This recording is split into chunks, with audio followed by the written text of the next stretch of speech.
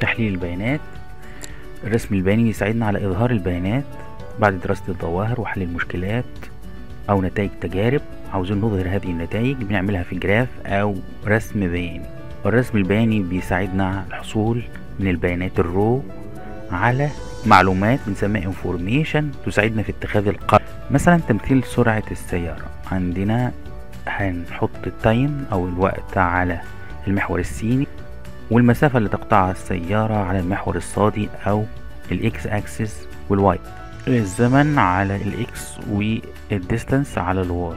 وفي نقطة التقاء أو أوريجين، دي نقطة التقاء المحورين السيني والصادي أو الإكس والواي. وهنحصل هنحط ب5 كيلو على المحور الصادي، وكل سنتي ب6 منت على المحور السيني. يعني كل 6 دقايق، كل سنتي يمثل 6 دقايق، وكل سنتي على المحور الصادي يمثل 5 كيلو متر.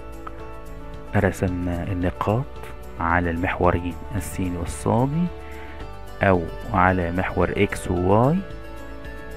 كل سنتي بيمثل 5 كيلو، وكل سنتي بيمثل 6 منت.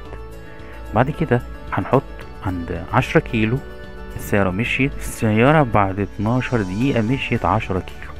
هنرسم خط أفق عند ال10 كيلو متر، وخط رأسي عند 12 دقيقة يلتقوا في نقطة. الخط الرأسي وده الخط الأفقي هيلتقوا في نقطة، هي دي النقطة المطلوبة، القيمة المطلوبة. وبعد كده نبتدي نكمل عشان نعمل جراف ممثل العلاقة ما بين المتغيرين.